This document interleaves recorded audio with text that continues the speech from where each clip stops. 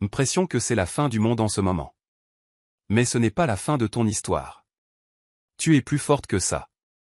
Et un jour, tu regarderas en arrière et tu réaliseras que perdre Marcus était la meilleure chose qui te soit jamais arrivée.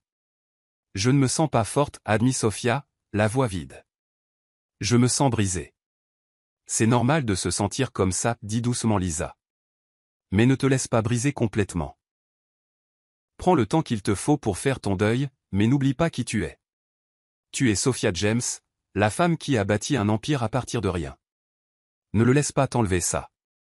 Sophia hocha la tête, bien que Lisa ne puisse pas la voir. Merci, Lisa. J'ai juste besoin d'être seule un moment. Bien sûr, dit doucement Lisa. Appelle-moi si tu as besoin de quoi que ce soit. Je suis sérieuse. Après avoir raccroché, Sophia éteignit son téléphone et le jeta sur le canapé. Elle se dirigea en fauteuil roulant vers le grand miroir dans le coin de la pièce, fixant son reflet. Son mascara avait coulé sur ses joues, et ses yeux étaient gonflés d'avoir pleuré. Pourquoi n'étais-je pas assez, murmura-t-elle à elle-même. Pendant les jours suivants, Sophia évita le monde. Elle a désactivé ses notifications, ignoré ses emails et est restée confinée dans son pentouse. Elle mangeait à peine, son appétit noyé par le poids lourd du chagrin. Le rire et la joie qu'elle avait autrefois ressentis avec Marcus lui semblaient maintenant une cruelle illusion. Tard un soir, alors que la pluie crépitait contre les fenêtres, Sophia était assise seule dans la pièce sombre. La seule lumière provenait d'une petite lampe sur son bureau. Elle ouvrit son journal, quelque chose qu'elle n'avait pas touché depuis des années, et commença à écrire. « Cher Marcus, je pensais que tu étais mon pour toujours. Je pensais que tu me voyais pour qui je suis, pas pour ce qui me manque. Mais maintenant je vois la vérité. Tu ne m'as jamais aimé. Tu as aimé ce que je pouvais te donner. Et pendant que je me cassais le dos pour te rendre heureux, tu cherchais une échappatoire. Tu m'as trahi de la pire des manières. Pas seulement en partant, mais en me faisant douter de ma valeur. Mais je ne laisserai pas cela me définir. Je me relèverai, non pas pour toi mais pour moi. » Sophia ferma le journal. Ses larmes remplacées par une lueur de détermination. Alors que la douleur persistait, elle résolut de ne pas laisser la trahison de Marcus la détruire complètement. Un jour, elle trouverait la paix, et peut-être même le bonheur. La grande salle de bal scintillait d'élégance, la douce lueur des lustres en cristal se reflétant sur le sol en marbre poli. Les invités en tenue de soirée se mêlaient, leur rire et leur bavardage se fondant harmonieusement avec la musique classique jouée par un quatuor à cordes en direct. Le gala de charité annuel était l'un des événements les plus attendus de l'année, rassemblant des personnalités influentes de toute la ville pour soutenir une noble cause. Sophia était assise près d'un coin de la pièce, son fauteuil roulant se fondant parfaitement dans le décor grâce à sa conception sur mesure.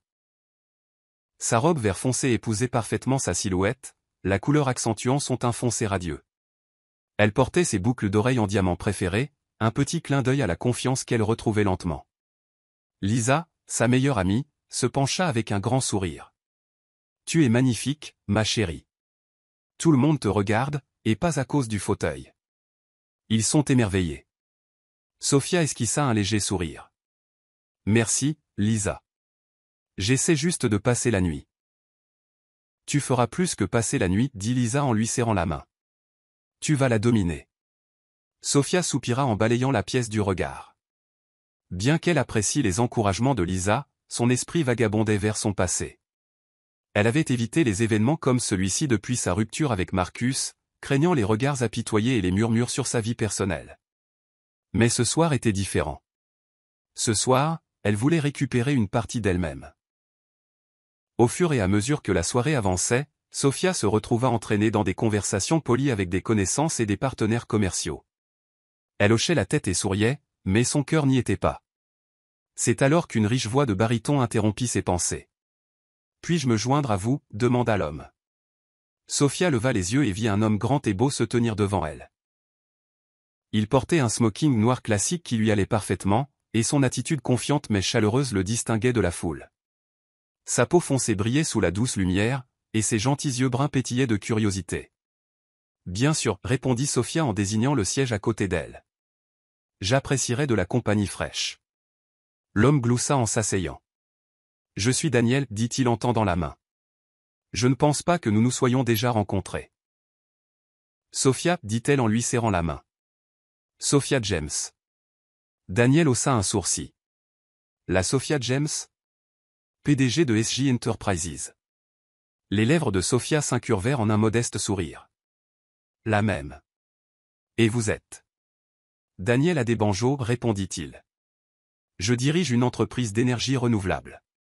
Plus petite que la vôtre, j'en suis sûr, mais nous progressons régulièrement. Sophia pencha la tête. Intriguée. Énergie renouvelable. C'est un domaine ambitieux. Daniel hocha la tête. C'est vrai, mais j'ai toujours cru en la construction de quelque chose qui fait une différence. L'argent, c'est bien, mais l'impact, c'est mieux. Le sourire de Sophia s'approfondit. Un homme de principe. C'est rafraîchissant. Ils parlèrent un moment. Leur conversation se déroulait sans effort. L'intérêt sincère de Daniel pour ses idées et ses expériences surprit Sophia. Contrairement à beaucoup de gens qu'elle rencontrait à ces événements, il ne semblait ni intimidé par son succès ni trop désireux de l'impressionner. Au lieu de cela, il écoutait attentivement, offrant parfois ses propres points de vue. Vous savez, dit Daniel après une pause, j'ai beaucoup entendu parler de vous dans le monde des affaires, mais personne n'a jamais mentionné à quel point vous êtes vive et spirituelle. Il devrait inclure ça dans votre profil. Sophia rit doucement, un son qu'elle n'avait pas entendu d'elle-même depuis des semaines. Je demanderai à mon équipe de relations publiques de mettre à jour la biographie. Daniel sourit, se penchant légèrement en arrière. Alors, qu'est-ce qui vous a amené à cet événement ce soir? Je sais que les gens comme nous n'ont généralement pas de temps libre. Sophia hésita. Son regard tomba sur la table. Je suppose que... Je voulais me rappeler qu'il y a plus dans la vie que les salles de conseil et les rapports trimestriels. C'est une bonne raison, dit Daniel, le ton sincère. La vie devrait être plus que juste le travail. Je l'ai appris à la dure. Sophia leva les yeux. La curiosité illuminait ses yeux. À la dure? Daniel haussa les épaules. J'étais un bourreau de travail. Je pensais que plus je mettais d'heures, plus je réussirais. Mais j'ai réalisé que je m'épuisais et que je passais à côté des choses qui comptent vraiment. L'équilibre est tout. Ces mots résonnèrent avec Sophia, remuant quelque chose de profond en elle. Je peux comprendre ça, admit-elle. C'est facile de se perdre quand on poursuit quelque chose de plus grand. Ils continuèrent à parler, la conversation passant à des sujets plus légers, voyages, livres préférés et même des histoires embarrassantes d'enfance. Pour la première fois depuis des mois, Sophia se sentit à l'aise. Sa garde baissant alors que la chaleur et l'authenticité de Daniel l'enveloppaient comme une étreinte réconfortante. Alors que la nuit avançait, Daniel jeta un coup d'œil à la piste de danse, où les couples se balançaient sur la douce mélodie d'une valse. Il se retourna vers Sophia, une lueur enjouée dans les yeux. « Vous dansez » demanda-t-il. Sophia sourit avec nostalgie. « Avant oui. » Mais maintenant, elle désigna son fauteuil roulant. « Je suis plutôt une spectatrice. » Daniel se pencha en avant. Son expression sérieuse mais douce. « Me feriez-vous confiance pour une danse ?» Sophia cligna des yeux, le souffle coupé. « Je ne sais pas. »« Faites-moi confiance » répéta Daniel en lui tendant la main. « Je m'assurerai que vous vous sentiez aussi gracieuse qu'avant. » Après un moment d'hésitation, Sophia posa sa main dans la sienne. Daniel se leva et manœuvra délicatement son fauteuil roulant sur le bord de la piste de danse. Puis, à sa grande surprise, il commença à bouger avec elle, guidant son fauteuil au rythme de la musique. Le monde autour d'eux s'estompa alors qu'ils partageaient ce moment. Leur mouvement fluide et harmonieux. Sophia rit doucement, ses joues rougissant d'un mélange de joie et d'incrédulité. « Je n'arrive pas à croire que nous faisons ça. »« Moi non plus, » dit Daniel avec un grand sourire. « Mais ça marche, n'est-ce pas ?» À la fin de la chanson, des applaudissements éclatèrent autour d'eux. Sophia leva les yeux, surprise, pour voir les autres invités applaudir et sourire. Pour la première fois depuis longtemps, elle se sentit vue. Non pas comme une femme en fauteuil roulant, mais comme une femme de force et de grâce. « Merci » murmura Sophia à Daniel alors qu'il la ramenait à leur table en fauteuil roulant. « Cela a signifié plus pour moi que vous ne le saurez jamais. » Daniel sourit chaleureusement. « Quand vous voulez, Sophia. Vous méritez des moments comme ça. Et bien plus encore. » Le soleil couchant peignait le ciel de nuances d'or et de pourpre, jetant une lueur chaude sur le jardin immaculé du complexe de luxe. L'air était empli du parfum des roses en fleurs et une douce musique à cordes jouait en arrière-plan. C'était une soirée parfaite, une soirée que Daniel avait passé des semaines à planifier méticuleusement. Sofia était assise à une petite table élégamment décorée, profitant de l'atmosphère sereine. Elle portait une robe lavande fluide, sa peau foncée radieuse dans la lumière du soir. Son fauteuil roulant était presque caché par la nappe, se fondant parfaitement dans le décor. Daniel avait insisté pour qu'ils passent le week-end au complexe, appelant cela une célébration de leur premier anniversaire de couple. Sofia ne se doutait de rien au-delà de sa prévenance habituelle. « C'est magnifique, Daniel, dit-elle en prenant une gorgée de champagne. Tu t'es encore surpassé. » Daniel, habillé avec élégance dans un costume bleu marine sur mesure, sourit chaleureusement. « Rien que le meilleur pour toi, Sofia. » La façon dont il la regardait faisait battre son cœur. Au cours de la dernière année, Daniel lui avait montré ce qu'était le véritable amour, inébranlable, inconditionnel et profondément respectueux. Il ne l'a jamais fait se sentir inférieur à cause de son handicap. Au contraire, il célébrait sa force et son intelligence, lui rappelant toujours la femme incroyable qu'elle était. Alors que le serveur apportait le dessert, un plat d'argent couvert, les nerfs de Daniel commencèrent à faire surface. Ses mains tremblaient légèrement, mais il se ressaisit rapidement. Sofia remarqua sa légère agitation et haussa un sourcil. « Ça va ?» demanda-t-elle, son ton empreint de curiosité. « Je vais bien » répondit Daniel avec un grand sourire. Juste excité. Pour le dessert. Sofia taquina, riant doucement. Pour ce qui vient ensuite, dit Daniel, sa voix prenant un ton sérieux. Sofia pencha la tête. Sa curiosité piquait au vif. « Qu'est-ce que tu veux dire ?» Daniel se leva, ses mouvements délibérés et calmes. Il fit signe au serveur, qui recula, les laissant seuls. La musique passa à une douce mélodie romantique, et quelques invités à proximité tournèrent leur attention vers le couple. Sofia, commença Daniel, sa voix stable mais remplie d'émotion. Cette dernière année a été la plus incroyable de ma vie. Être avec toi m'a tellement appris, sur l'amour, la résilience et ce que signifie vraiment partager sa vie avec quelqu'un. Les yeux de Sofia s'écarquillèrent, son cœur battant plus vite. Elle posa son verre, ses mains tremblant légèrement. Daniel. Il s'agenouilla devant son fauteuil roulant, prenant ses mains dans les siennes. Tu m'as donné un genre de bonheur que je n'aurais jamais cru trouver. Tu m'as montré ce que signifie être fort, se battre pour ce qui compte, et aimer inconditionnellement. Des larmes commencèrent à monter aux yeux de Sofia. Elle n'arrivait pas à croire ce qui se passait. Le monde semblait s'effacer alors qu'elle se concentrait sur l'homme agenouillé devant elle. « Je ne peux pas imaginer ma vie sans toi » continua Daniel en cherchant dans sa poche. Il sortit une petite boîte en velours et l'ouvrit, révélant une superbe bague en diamant. Le bijou scintillait dans la lumière déclinante du soleil, comme s'il reflétait les émotions du moment. « Sofia James, dit Daniel. » Sa voix ferme et remplie d'amour. « Veux-tu m'épouser ?» Pendant un instant, Sofia ne put parler. Sa main couvrit sa bouche alors que des larmes coulaient sur son visage. Elle avait rêvé d'un amour comme celui-ci, mais n'avait jamais pensé que cela lui arriverait, pas après le chagrin qu'elle avait enduré. « Oui, murmura-t-elle finalement. Sa voix se brisant.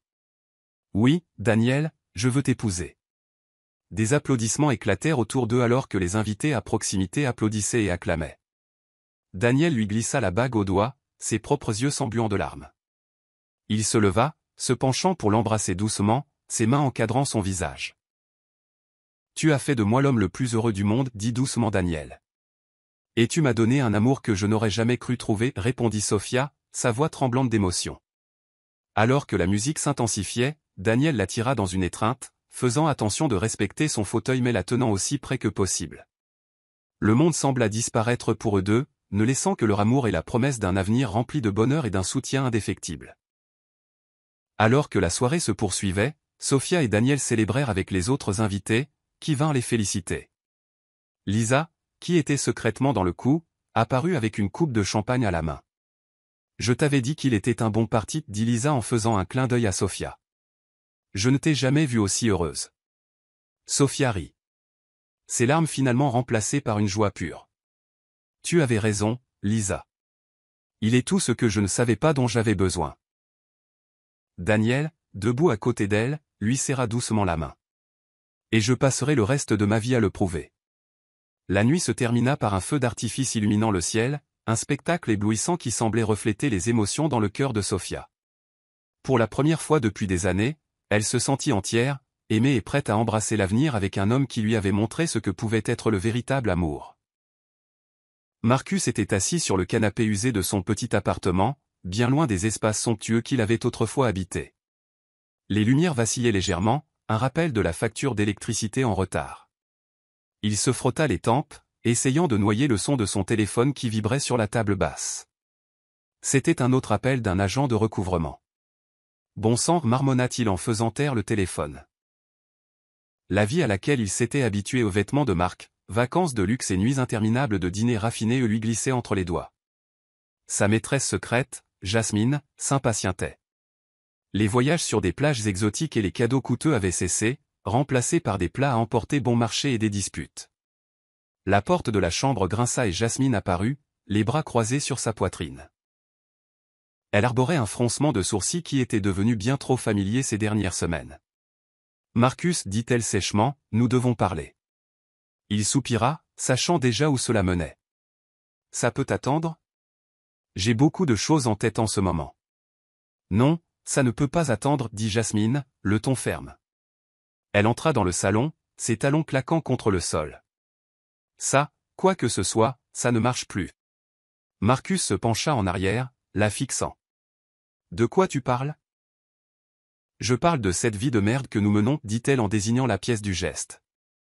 Quand nous avons commencé à sortir ensemble, tu m'as promis le monde. Tu as dit que tu prendrais soin de moi, que tu me donnerais une vie de luxe.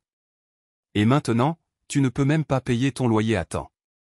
La mâchoire de Marcus se serra. Je fais de mon mieux, Jasmine. Les choses ont été difficiles ces derniers temps, mais j'essaie de me remettre sur pied. Essayer ne suffit pas, lança-t-elle. Je n'ai pas signé pour ça. Je ne vais pas vivre comme ça, à joindre les deux bouts et à espérer que les choses s'améliorent. Je mérite mieux. Sa voix monta de frustration. Je t'ai tout donné, Jasmine. Tout. Tu crois que je voulais que ça arrive ? J'essaie juste de survivre ici. Jasmine secoua la tête. Son expression se durcissant. Survis tout ce que tu veux, Marcus, mais j'en ai fini. Je ne vais pas rester pour cette spirale descendante.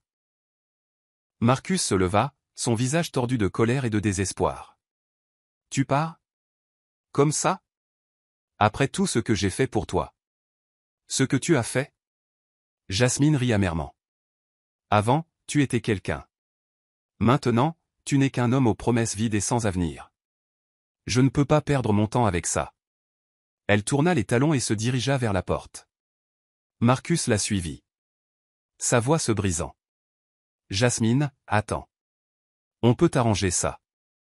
Je trouverai un moyen de redresser la situation. Elle s'arrêta à la porte, le regardant avec un mélange de pitié et de dédain.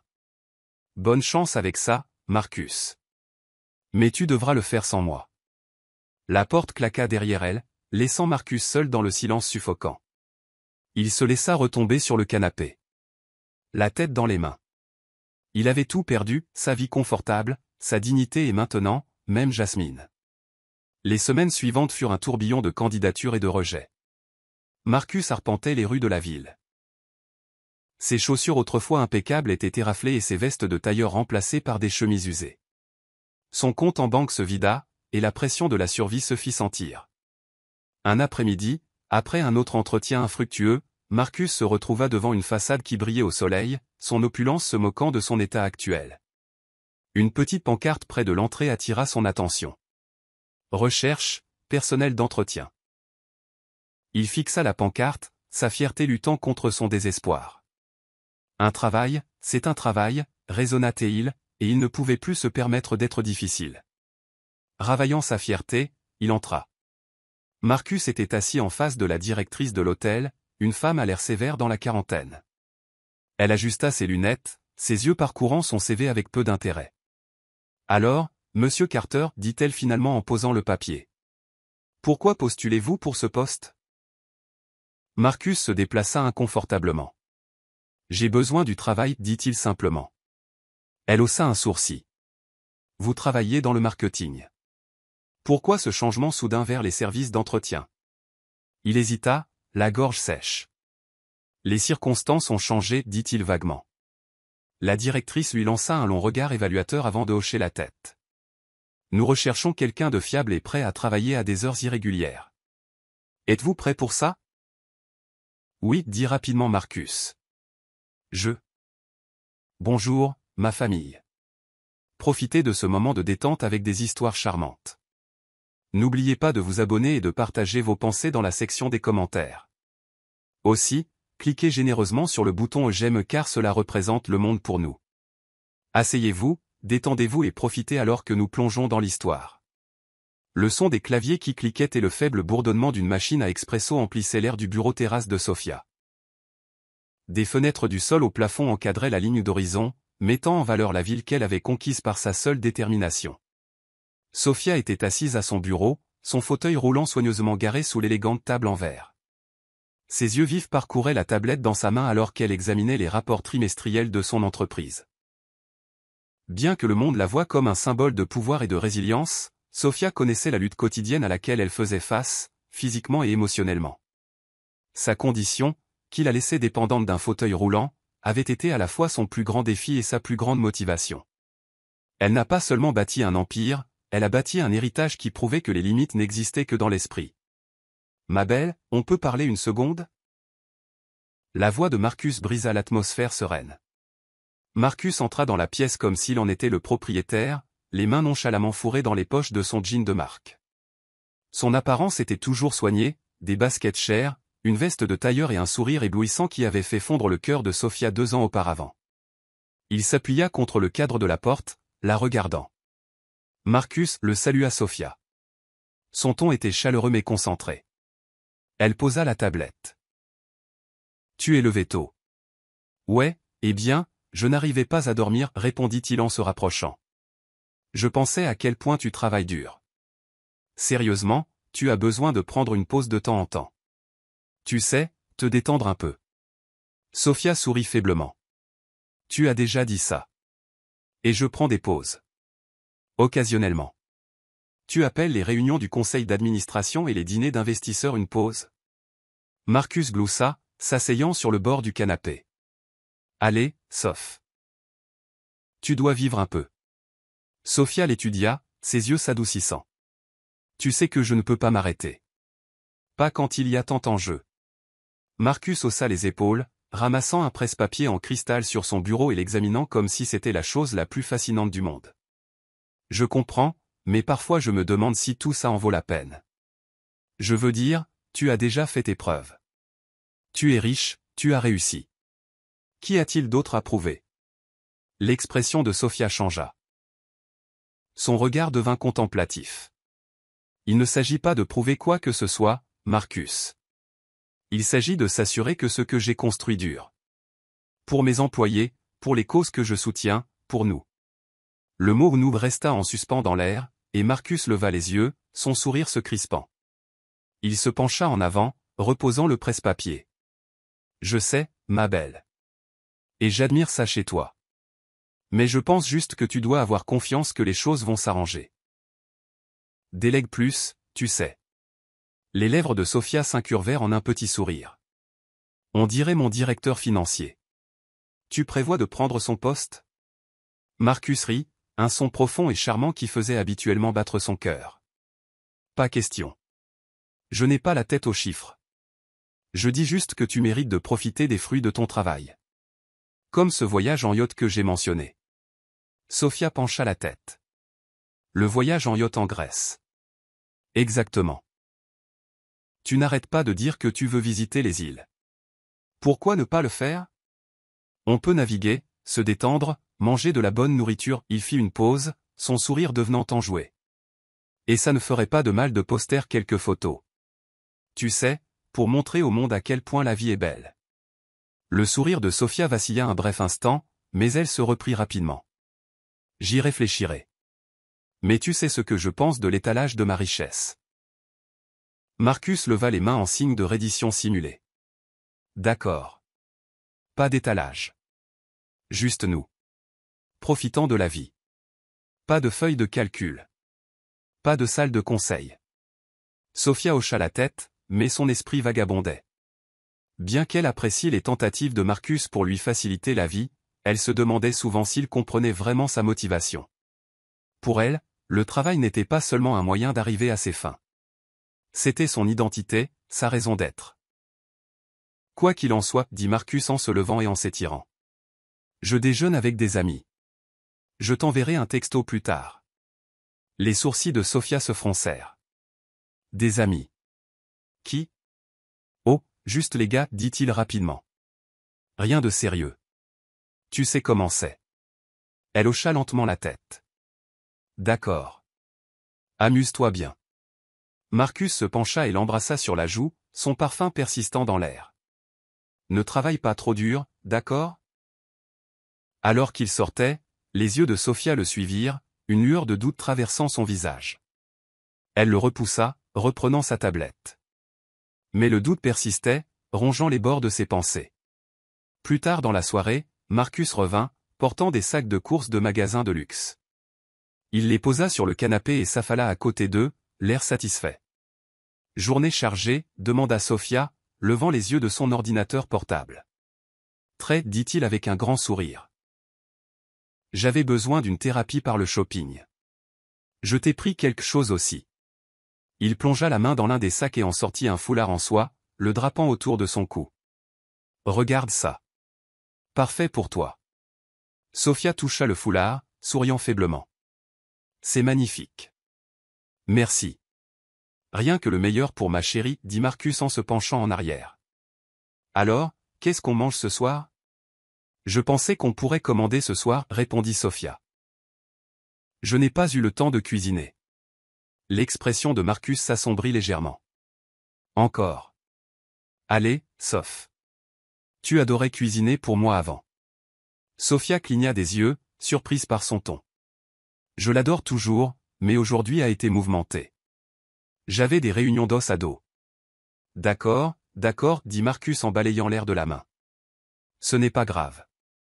Je vais juste me prendre quelque chose moi-même.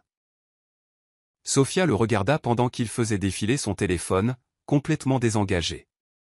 Une pointe de solitude la frappa, un sentiment qu'elle n'avait pas reconnu depuis longtemps. Elle avait tout donné à Marcus, un soutien financier, un foyer, un amour inconditionnel. Mais des moments comme ceux-ci la faisaient douter de ce qu'elle recevait en retour.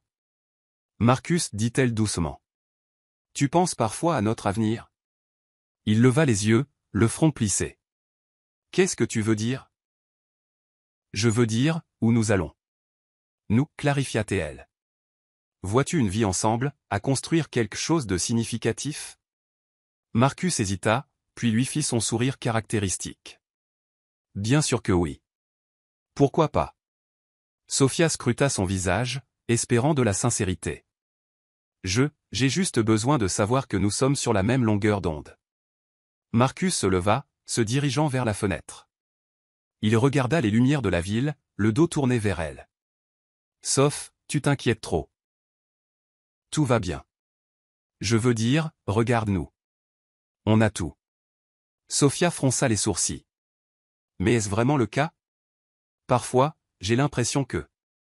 Ne réfléchis pas trop, ma belle, l'interrompit-il en se retournant vers elle. Tu m'as jeté. C'est tout ce qui compte. Sophia hocha la tête, mais son cœur était lourd. Elle voulait le croire, avoir confiance en l'amour qu'elle pensait qu'il partageait. Mais au fond d'elle, elle ne pouvait se défaire du sentiment que quelque chose n'allait pas. La salle à manger était un chef-d'œuvre d'élégance. Une douce lumière dorée se déversait d'un lustre orné, illuminant la table dressée avec de la porcelaine fine, des verres en cristal et des roses blanches fraîchement arrangées. L'air portait la faible odeur des bougies à la lavande, se mêlant à l'arôme du dîner préparé par le chef qui attendait dans la cuisine. Sophia n'avait épargné aucun détail. Ce soir devait être parfait. Dans son fauteuil roulant, elle ajusta l'ourlet de sa robe bleu nuit, le tissu de soie tombant sans effort jusqu'à ses pieds. Un collier de diamants scintillait sur sa clavicule, et son maquillage était impeccable, bien que ses mains tremblent légèrement alors qu'elle attrapait la boîte à bagues sur la table. Sophia prit une profonde inspiration. Tu peux le faire, se dit-elle à voix basse. Les 2 dernières années avec Marcus avaient été un tourbillon d'émotions. Il avait apporté de l'excitation dans sa vie. Un sentiment de normalité au milieu du chaos de la gestion d'un empire d'1 milliard de dollars.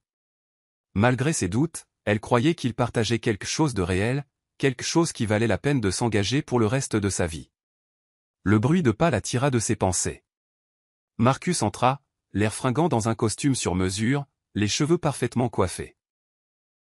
Ses yeux parcoururent la pièce, s'écarquillant légèrement devant le décor somptueux. « Waouh, Soph, dit-il.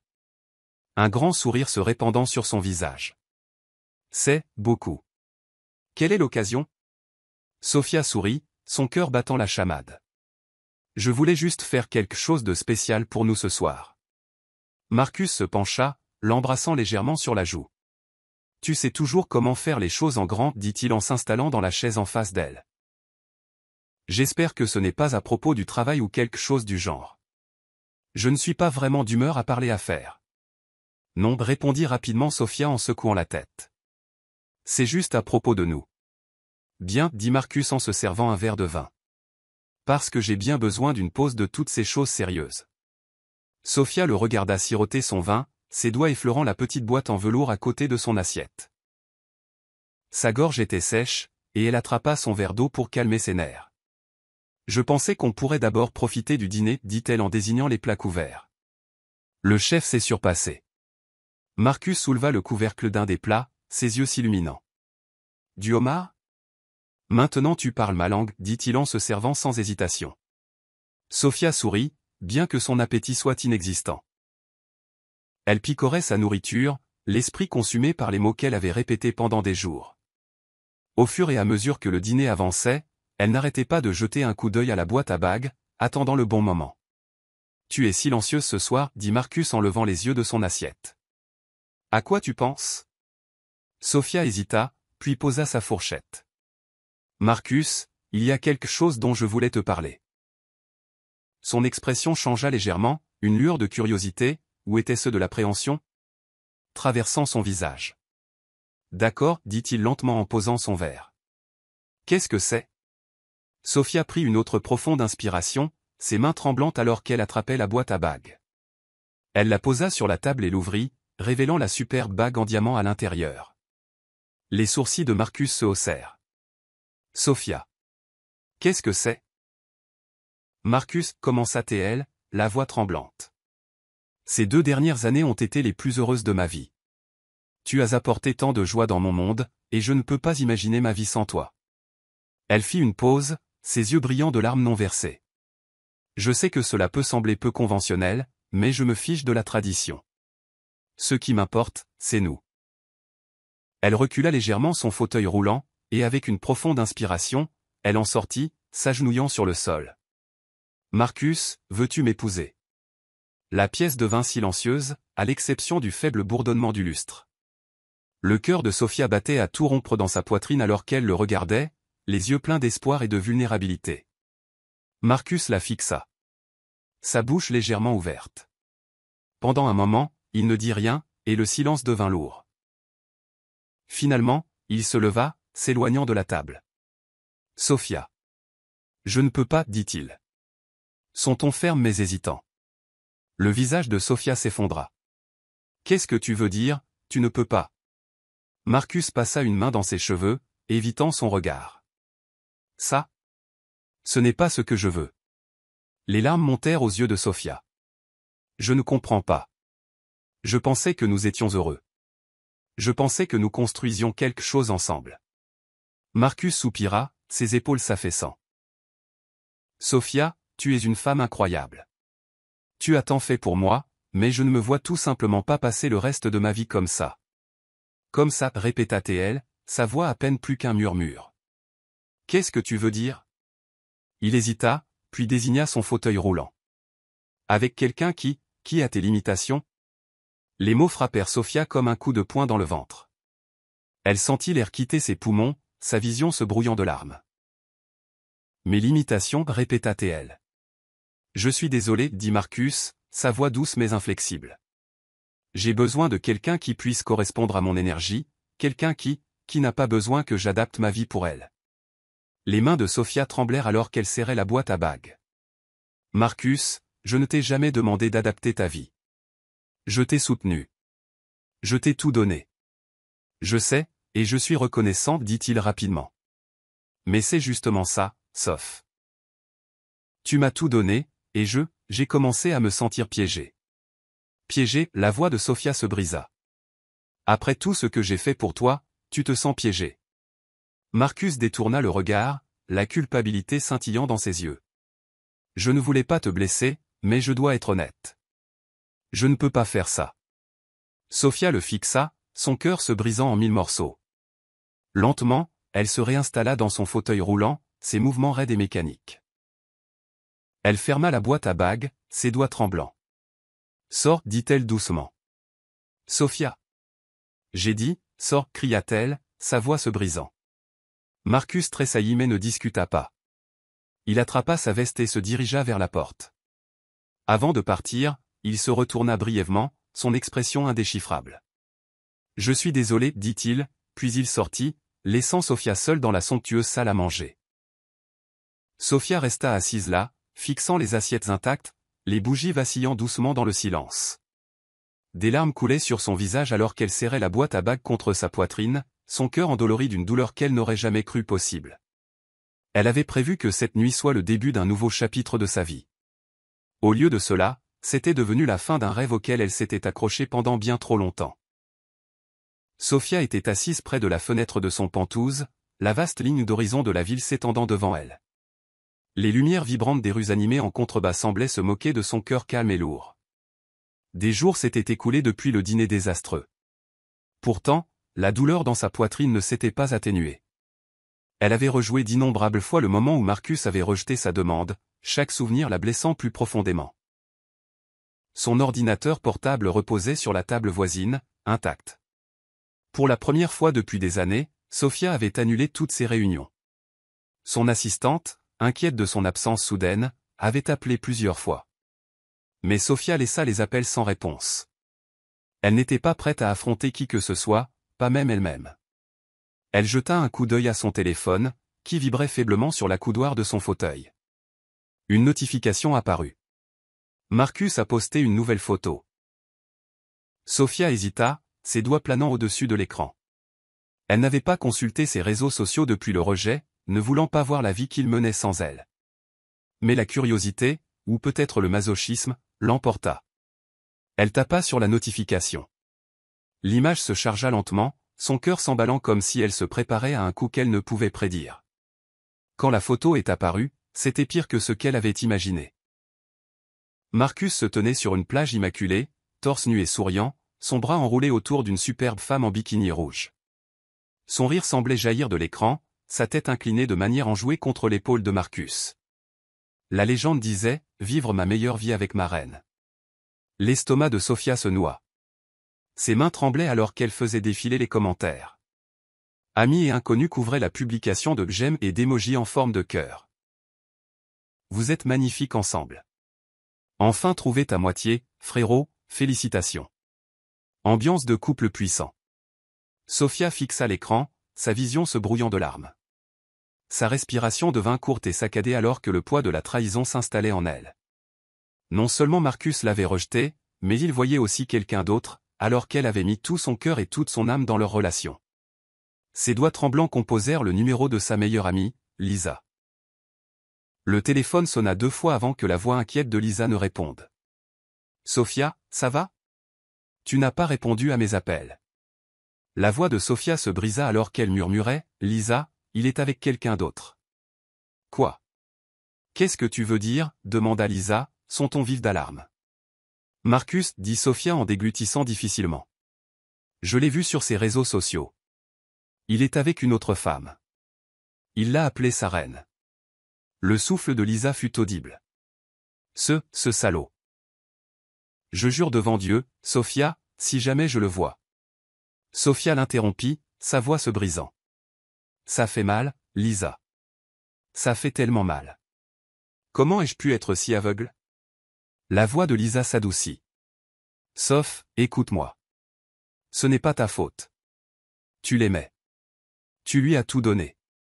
C'est lui qui ne te méritait pas. Sophia essuya ses larmes, bien qu'elles continuent de couler. Mais pourquoi? Est-ce que je n'étais pas assez? Était-ce à cause de mon handicap? Non, Sophia, dit fermement Lisa. Ça n'a rien à voir avec toi. Marcus n'est qu'un homme égoïste et superficiel. Il n'a pas apprécié ce qu'il avait. C'est de sa faute, pas de la tienne. Sophia ne put plus retenir ses sanglots. Je lui ai tout donné, Lisa. Mon temps, ma confiance, mon cœur. Et il a tout jeté. Pour elle. Le côté de Lisa. Je sais que c'est difficile, ma chérie. Mais tu dois arrêter de regarder sa vie. Bloque-le si tu dois le faire. Ne lui donne plus le pouvoir de te blesser. Je ne peux pas, dit Sophia. Sa voix à peine plus qu'un murmure. Pas encore. J'ai besoin de comprendre pourquoi il a fait ça. On ne peut pas comprendre quelqu'un comme lui, dit Lisa, le ton sec. C'est une sangsue, Sophia. Il t'a utilisé, et maintenant il est passé à autre chose parce qu'il pense avoir trouvé quelque chose de mieux. Mais crois-moi, le karma le rattrapera. Sophia resta silencieuse, fixant la photo. Elle détestait la façon dont le sourire radieux de la femme lui semblait être une gifle. Elle détestait la façon dont l'attitude insouciante de Marcus donnait l'impression que leurs 2 années ensemble n'avaient rien signifié. Après une longue pause, Lisa reprit la parole. Sauf, je sais que tu as li. Rive. Emma sentit une bouffée de colère, son pouce accélérant. Suggères-tu que le bébé n'est pas celui de Léo? Violette offrit un léger haussement d'épaule. Je ne suggère rien directement.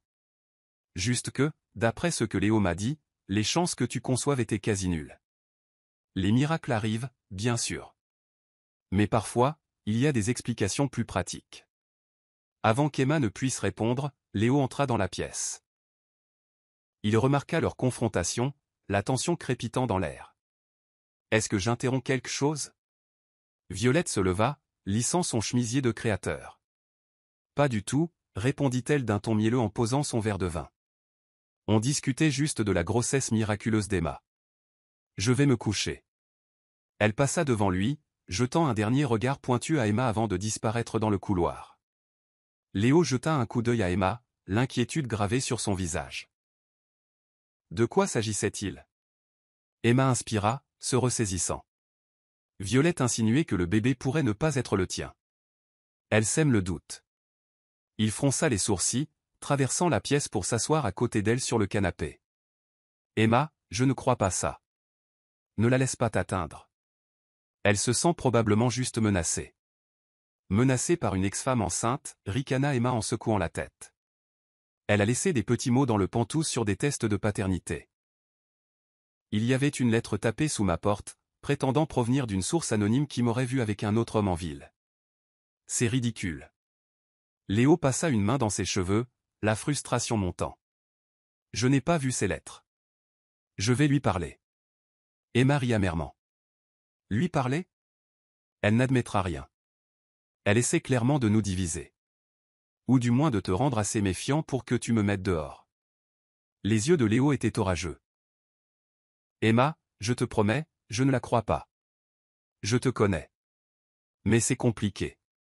Violette a aussi investi de l'argent dans ma start-up. C'est une des raisons principales pour lesquelles nous avons le capital que nous avons. Emma sentit un frisson. Alors ton entreprise dépend d'elle. Je vois. Il tendit la main vers la sienne, mais Emma se retira en se levant. Je suis fatiguée. Bonne nuit, Léo. Sur ce, elle se dirigea vers sa chambre, le laissant seul avec un tourbillon de doutes et de loyauté qui menaçait de les consumer tous les deux. Dans les jours qui suivirent, les manipulations de Violette devinrent plus audacieuses. Elle fabriqua des messages textes sur son téléphone, les montrant à Léo avec une réticence feinte, prétendant qu'ils provenaient de quelqu'un qui insistait avoir été impliqué avec Emma. Elle arrangea également de faux témoins pour suggérer qu'Emma avait été vue se rapprochant d'un autre homme avant que Léo ne quitte la ville. Bien que Léo rejetât publiquement ces affirmations, Emma sentait son malaise. Tard le soir, elle entendait des voix s'élever de la chambre principale, Léo accusant Violette de semer la zizanie, Violette insistant qu'elle ne s'inquiétait que de son bien-être. Emma fit de son mieux pour ignorer les chuchotements, les tensions et les piques.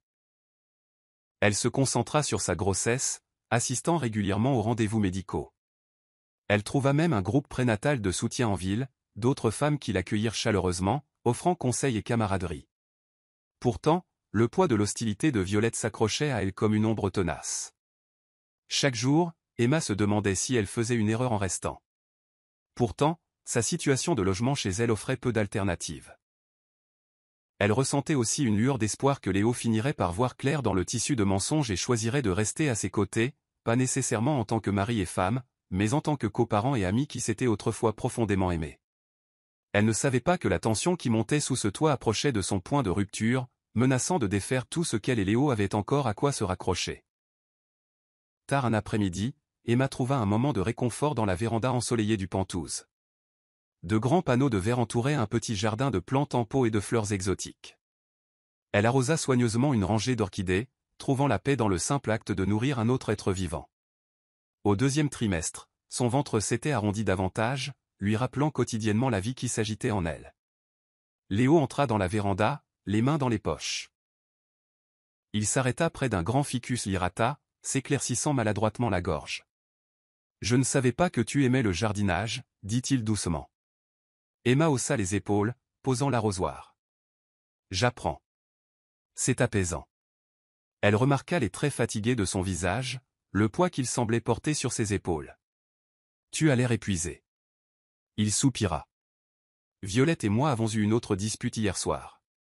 Elle insiste qu'elle ne fait que veiller sur moi, mais ses accusations. Je sais que ce sont des mensonges, Emma. J'aimerais juste savoir pourquoi elle s'acharne autant. » Emma pouvait deviner. Violette sentait sa position menacée. Peut-être pensait-elle que Léo, en découvrant qu'il allait être père, pourrait choisir de se réconcilier avec Emma. Mais Emma n'exprima pas ses pensées. À la place, elle offrit une observation tranquille. Parfois, les gens ne supportent pas de partager la vedette. Elle voit ce bébé comme une menace à sa place dans ta vie. Léo passa une main le long du bord lisse d'un pot en céramique. Emma, je suis désolé pour tout. De t'avoir quitté, de t'avoir fait traverser tant de choses seule. Je vois à quel point tu es devenue forte. Et ça me fait réaliser à quel point j'étais perdue. Emma le regarda, ses yeux reflétant un mélange de tendresse et d'espoir prudent. J'apprécie ça. Vraiment. Mais des excuses ne répareront pas tout. J'ai dû trouver ma propre force. Et je ne suis pas la même personne qui t'a supplié de rester. Léo hocha la tête, la douleur et la compréhension scintillant dans ses yeux. Je sais que tu ne le haises pas. Et je suis fier de toi. C'est juste que... Il s'arrêta, luttant pour articuler ses regrets. J'aimerais pouvoir remonter le temps. Emma fit une pause, réfléchissant soigneusement à ses prochains mots. Je souhaitais la même chose. Mais on ne peut pas. Tout ce qu'on peut faire, c'est avancer. À quoi cela ressemblera pour nous, je ne le sais pas encore. Il fit un pas hésitant plus près. J'aimerais faire partie de la vie de notre enfant. De toutes les manières possibles. Emma toucha doucement son ventre. Ça signifierait beaucoup, de t'avoir là. Mais sois sûr que c'est ce que tu veux vraiment, pas ce que tu te sens obligé de faire. Leurs regards se croisèrent un instant, des émotions tacites circulant entre eux. Pour la première fois depuis son arrivée, Emma sentit que Léo était véritablement déchiré. Il avait construit une vie avec Violette, mais il n'y était pas pleinement engagé dans son cœur. Elle comprit aussi que l'amour pouvait être éclipsé par l'ambition, et que Violette s'était profondément immiscée dans le succès de son entreprise. Leur conversation fut interrompue par le son lointain de la porte d'entrée qui claque. Les talons de Violette claquèrent bruyamment sur le sol en marbre. Emma et Léo échangèrent un rapide regard, se préparant à une autre confrontation, mais Violette n'entra jamais dans la véranda. À la place, l'écho de ses pas disparut dans l'une des chambres. Plus tard dans la soirée, Emma trouva Léo seul dans le salon, fixant un morceau de papier. Il leva les yeux alors qu'elle approchait, l'angoisse gravée sur ses traits. « Qu'est-ce que c'est » demanda-t-elle doucement.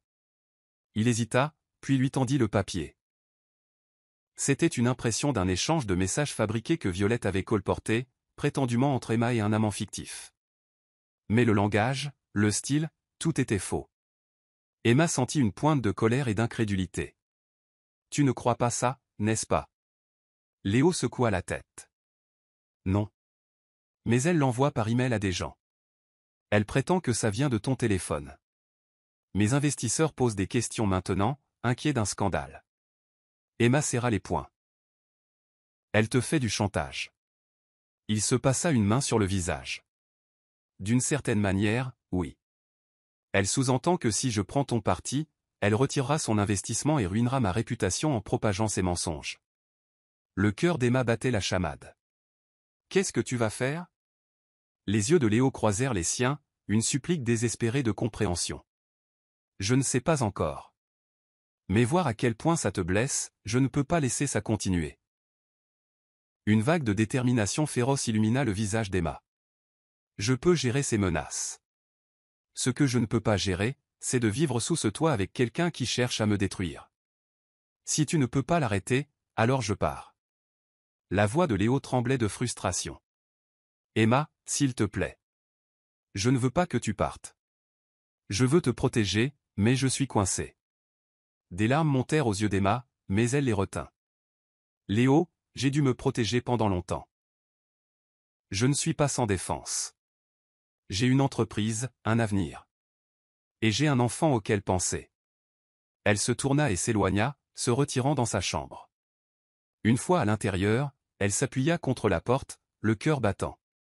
Elle n'avait jamais parlé à Léo avec une telle conviction auparavant. Et cela l'effrayait et la renforçait à la fois. Elle avait trouvé une force tranquille, une résolution à se protéger, elle et son enfant à naître, des forces manipulatrices, même si cela signifiait être seule.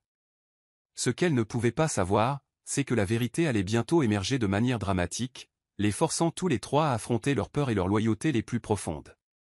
La scène était prête pour un règlement de compte final qui pourrait soit réparer les cœurs brisés, soit les détruire irrémédiablement. La tension dans le Penthouse atteignit son paroxysme au cours des jours suivants. Les tentatives de Violette d'empoisonner l'esprit de Léo étaient incessantes, mais ses fabrications commencèrent à s'effilocher lorsqu'elle devint trop confiante dans sa tromperie.